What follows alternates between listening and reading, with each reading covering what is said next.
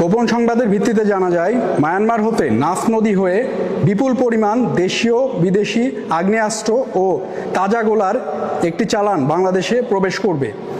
প্রাপ্ত সংবাদের ভিত্তিতে আজ 20 মে 2025 তারিখ মঙ্গলবার মধ্যরাত 1টায় বাংলাদেশ কোস্টগার্ড স্টেশন টেকনাফ ও পুলিশের সমন্বয়ে টেকনাফ স্থলবন্দর সংলগ্ন 14 নম্বর ব্রিজ এলাকায় একটি বিশেষ অভিযান পরিচালনা করা হয়।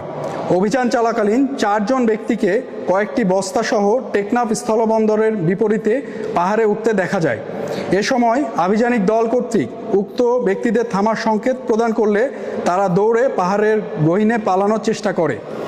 যৌথ বাহিনী তাদের ধাওয়া করে থামানোর উদ্দেশ্যে 7 রাউন্ড ফাঁকা ফায়ার করলে তারা অস্ত্র ও গোলাবারুদে 2টি বস্তা রেখে পাহাড়ে পালিয়ে যায়।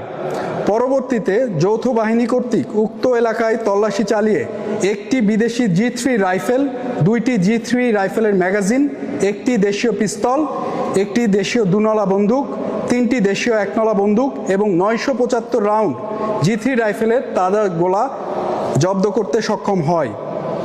অভিযান চলাকালীন সময় অস্ত্র পাচারকারীরা পালিয়ে যাওয়ায় কাউকে আটক করা সম্ভব হয়নি। জব্দকৃত অস্ত্র, গোলা বারুদ এবং সকল আলামতের পরবর্তী আইনানুগ ব্যবস্থা গ্রহণের কার্যক্রম প্রক্রিয়াধীন রয়েছে। দেশের আইনশৃঙ্খলা পরিস্থিতি স্থিতিশীল রাখতে বাংলাদেশ কোস্টগার্ড 24 ঘন্টা টহল জারি রেখেছে, যার মাধ্যমে কোস্টগার্ডের আওতাধীন উপকূলীয় এবং নদী তীরবর্তী অঞ্চলে আইনশৃঙ্খলা পরিস্থিতি ও সকল ধরনের পাচার রোধে অনেকাংশ উন্নত হয়েছে। অবৈধ অস্ত্র পাচার রোধকল্পে বাংলাদেশ কোস্টগার্ড কর্তৃক ভবিষ্যতেও এ ধরনের অভিযান অব্যাহত থাকবে।